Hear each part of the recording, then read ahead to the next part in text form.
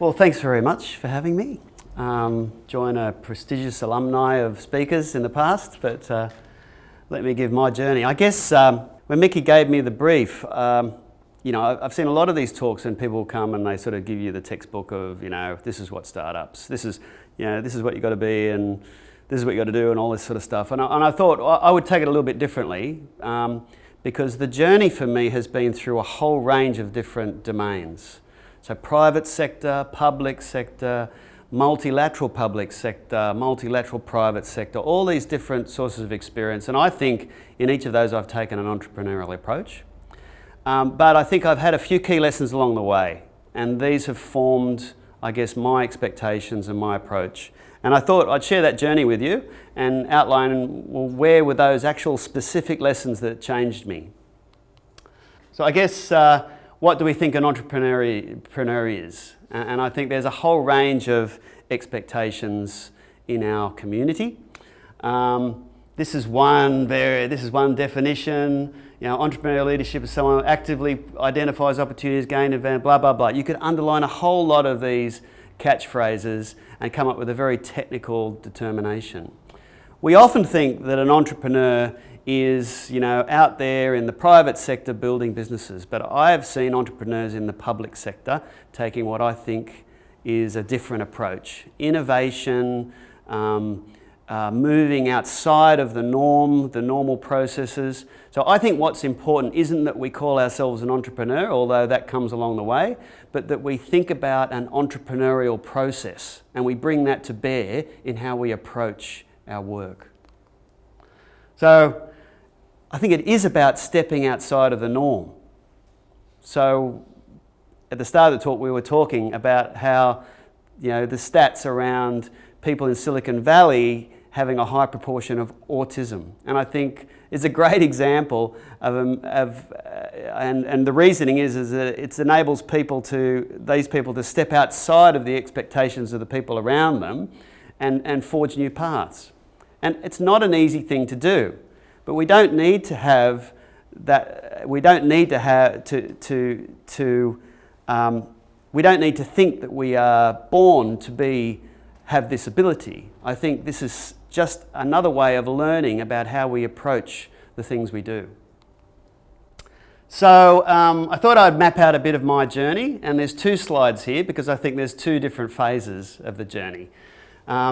So I started I left school on Thursday and started on Monday at BHP as a fitter and turner. Back in the day, you started as a fitter and turner at the Apprentice Training Centre in Mayfield, and I was there for a year and in the tool room doing machining and other stuff. And I tell you what, it gave me an insight. I wasn't made for it. It gave me an insight into the brutality of certain industries and certain technologies, and I mean the design concept of brutalism. Out of that, I decided, I wanted to move into new technology areas because I felt that was going to take me closer to the problems which affected most people. And so I started and did engineering at Newcastle University. I was a bit confused.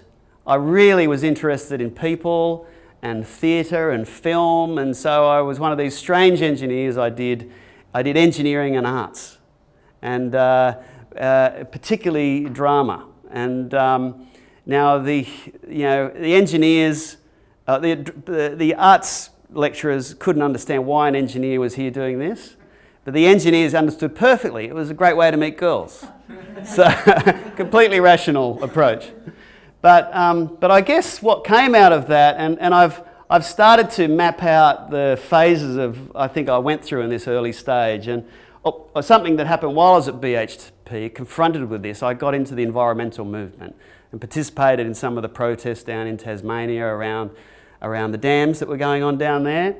And then I think the whole tension between this creative theatre and technology was all around understanding, I think, the human dimension of technology. And the two sort of came together in my first job when I started to build control systems for controlling energy plants and some of the first renewable energy plants in Australia, and improving the efficiency of coal-fired power stations and monitoring of transport infrastructure. So that's where I went on to my first real job out of uni. Managed to combine that with a master's, where I discovered the wonderful excitement that comes with discovery and innovation. Came out of that and started my first startup, which was actually in partnership with the university through Tunra, which operated more broadly at that time. We commercialised a control system for controlling radio telescopes for tracking geostationary satellites. So it was a control system product, but it gave me my first taste of how maybe business and technology and people can start to come together.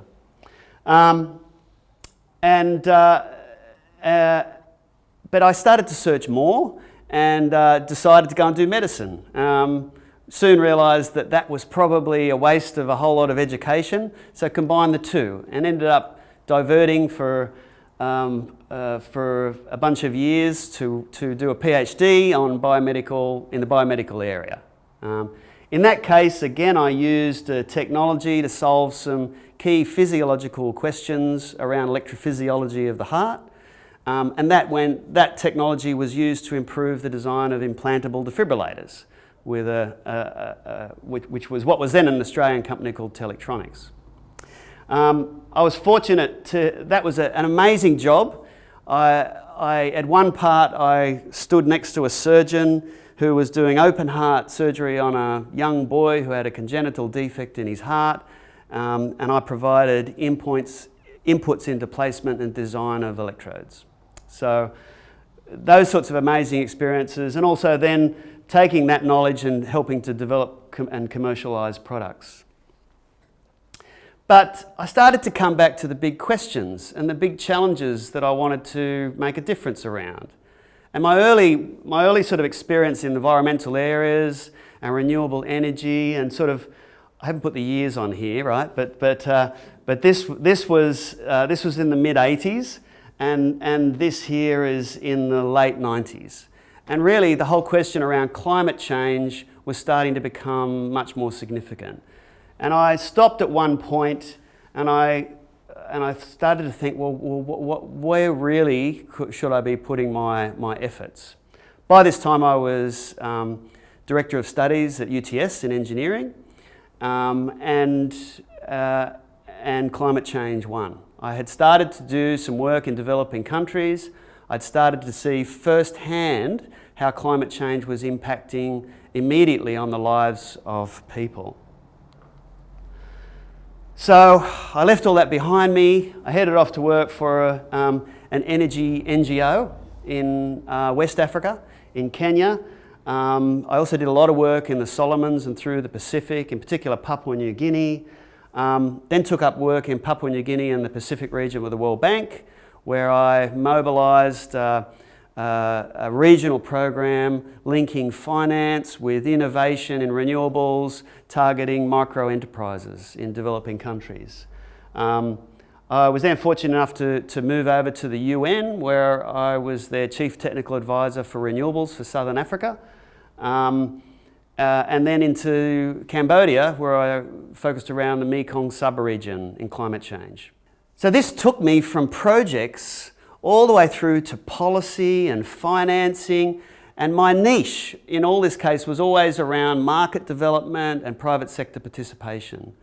And I guess I came out of the end of this thinking, wow, you know, the private sector, in particular the small scale technology focused innovators, have got a real place to play in transforming and delivering on our challenge with climate change.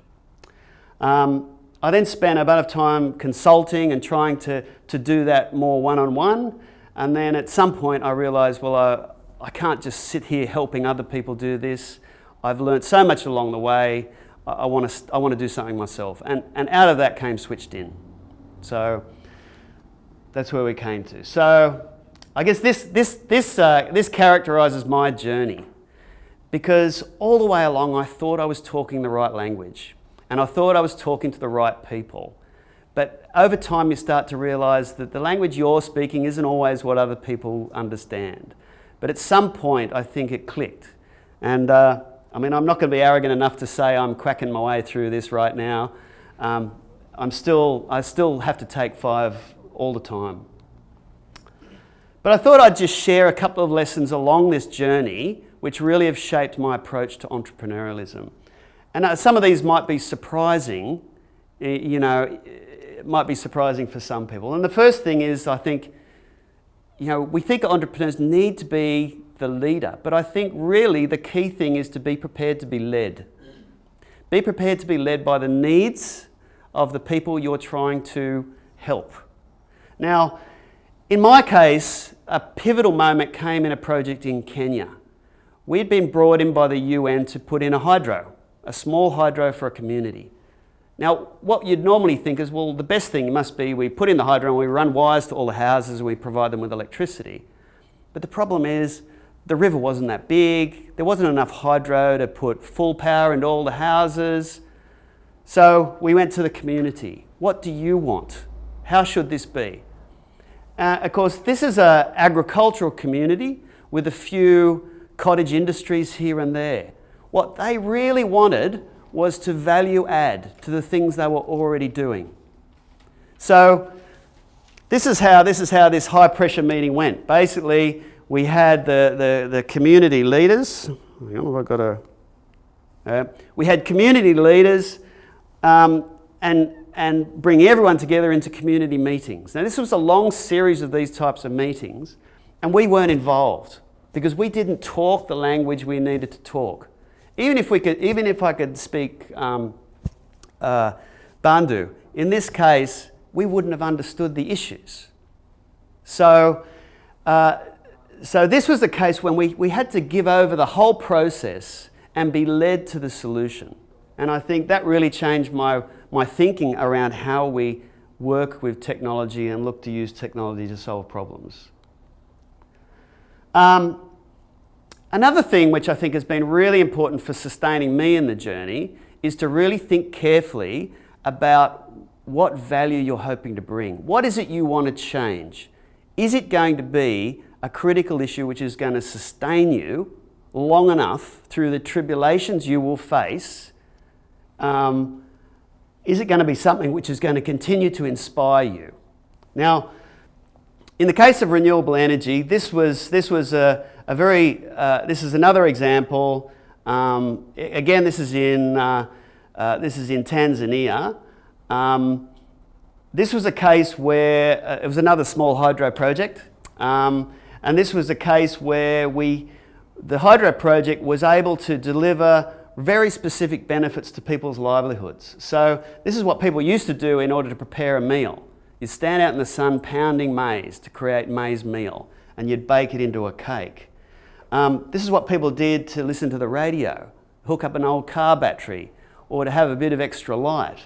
In the meantime, they're spending a third of their income on kerosene and transport and other things, which we take for granted when we have modern communication and modern light. Or trying to work with hand tools to produce furniture to generate income. Or kids taking time out of school to carry water to bring back to the house.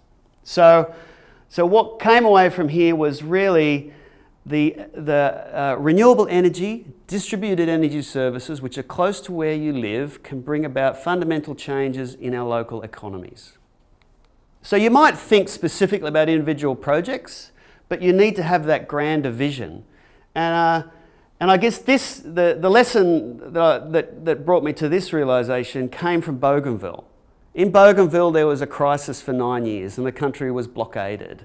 There was no electricity, there was no fuel for diesel. The PNG Defence Forces stopped anything coming in and out of the island for 9 years. I was involved here in terms of helping some of those isolated communities, both in terms of delivering health services and also in terms of providing renewable energy. And there's this great story of this young electrician who was trained at the mine prior to the conflict, and took that training and was able to manufacture a little hydro turbine. He got an electric motor from a washing machine, and he got an inner rim from a car and welded some plates on it. And that's not exactly the first one he made, but that's one of the ones he made early on. So this is a little homemade hydro turbine, a bit of pipe, water comes down the hill, drives the turbine, turns a generator and makes electricity. That's pretty fantastic. You know, homegrown innovation. Well, innovation, not so much. Homegrown copying, right? What was really the innovation here was the business model. Now, business model is a big term, but what this guy did was, people saw what he'd done and they were inspired. They thought, this is amazing, how can we get one? So what he did was, he set up a training school over here. He set up a training school during the blockade, and he trained other young people to go, men and women, to go out and scavenge and get the bits, build these things and set them up. Now, I had this pivotal moment sitting in a coastal town where the PNG Defence Forces were. Their big diesel gensets had run out of fuel, all the lights went out, and you look up in the hills and there's these little specks of light all around. And it was, to me, it was like this amazing lesson that firstly, technology with an innovative business model can really generate scale, even in the most challenging situations, and can transform lives. Another key lesson, I think, which has been around in the development space for a long time, is that small is beautiful. Now, what we mean here is that there are economies through simplicity in the same way as there are economies through scale. So in the energy sector, this is a paramount lesson. These are two photos from Kenya. This is a large geothermal power station in Kenya, provides about 30% of their electricity. And that's distributed through the country in poles and wires. This is another project we did in Kenya where one of these poles and wires went straight across the village, but no one could afford to connect. It would have taken a transformer and then connecting in the wires and all that stuff, much too expensive for anyone in that village to connect. This project used a very small stream they had and a hydro turbine made by repurposing a water pump. So running the water pump in reverse created electricity. This whole project was tiny. It was 1.5 kilowatts, which is a tiny amount of electricity. But when used wisely, that enables to put 2 lights and a radio socket, which met the immediate priority needs of those households. The whole project cost $2,200 US. The village was financed into it by a microfinance loan and paid it off within 6 months. So other than the technical assistance to make something like this happen, there was no subsidy. It was driven purely by local entrepreneurs who brought about a real change for that community. So for me, the lesson that came out of this is that distributed small services can meet the immediate needs of local people. Okay, so those are some of the key lessons which led me to SwitchDin. Okay, so let me tell you a little bit about SwitchDin and what we're doing. The electricity market is changing. So we're moving from a very centralised, large-scale energy service. The market is being disaggregated. In the old days, we had one company that did all these things: generation, transmission, distribution, and retail. But now the market's being split up. So generation is now done by separate people, transmission by separate, distribution, retail, all by separate entities. But the key differentiating thing is that energy only flowed one way. It was the big power station that we had here in Kenya on the left. The big shift that's happening with renewable energy is that we've now got the capabilities for the customer to start to participate in this market. So not only we've got energy flowing down to the customer, we've also got energy flowing back the other way. And this is really changing the way this whole market will work. And battery storage is also a key enabler. And both these things are coming in. So distributed energy resources and storage are coming in at the distribution level and at the customer side. And it's really transforming the shape of this market.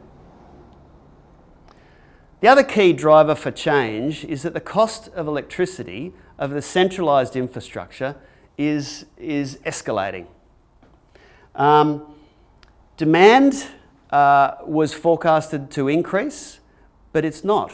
It's plateaued, and over some periods in the last few years, it's actually dropped.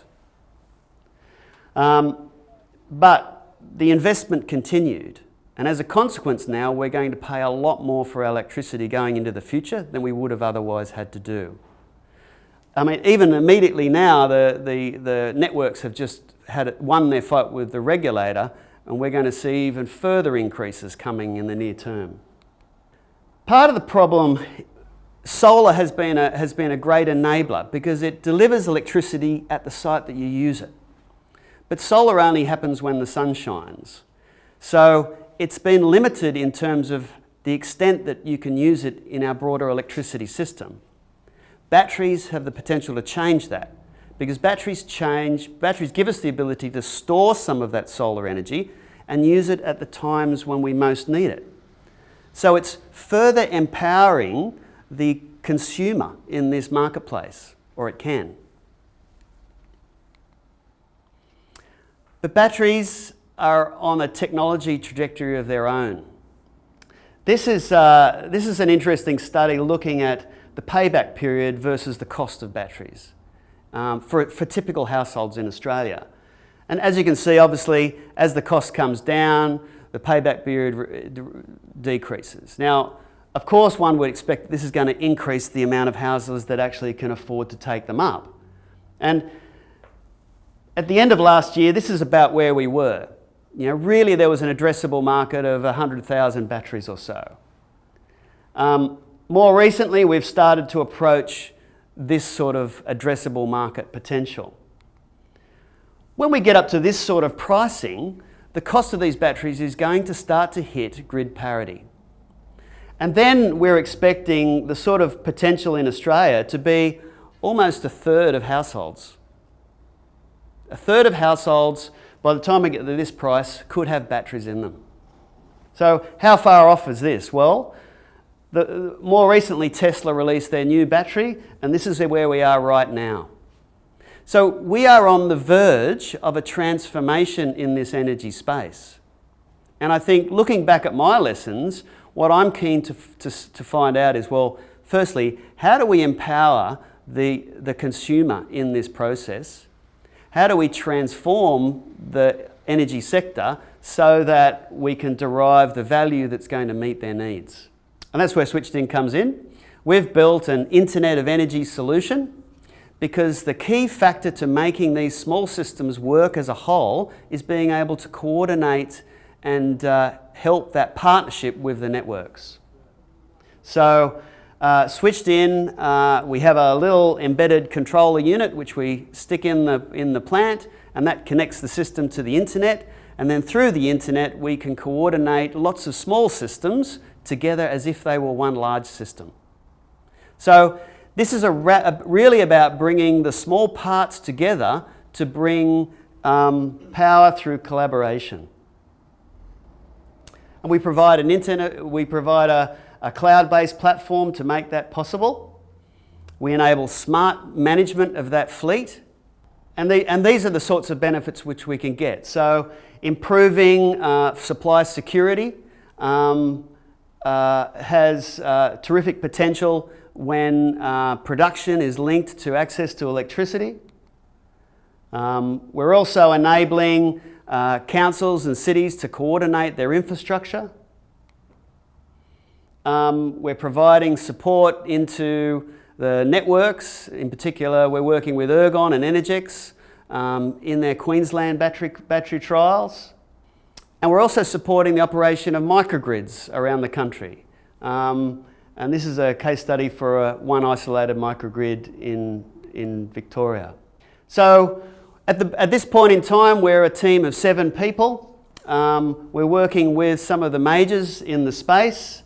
We've got 96 distributors nationwide for our product, and in 2017 we'll be launching in the US. In particular, in this end of the journey, some of the experiences with SwitchDin, I think, which have been really important, have been around finding the niche. So within the bigger picture, within the vision for what the change we were looking to bring, finding the niche that made sense for SwitchDin to add value. Collaboration. See yourself as part of the bigger picture. Be prepared to open and work with others who are also trying to solve these problems. Be prepared to be led. Your customers can be mentors. Be prepared to be led by what they have to share with you. And be prepared to be real. Many startups will give you the fake it till you make it mantra, and that is a trap. So SwitchDin is now, we're still very much early stage. As you can see, we've gotten to the point where we've been able to validate our product in the marketplace. We've raised seed funding, and we're now in the middle of a Series A capital raise. So a big part of this capital raise will be about driving scale. So this is the journey that I've been through, I guess, mapping out that SwitchDin isn't something that's emerged as out of the blue. It's come as part of a lifelong journey. And I think my approach to entrepreneurialism for this business and others has been founded in the real experiences I've had along the way, as I'm sure it is for you as well. So, thanks.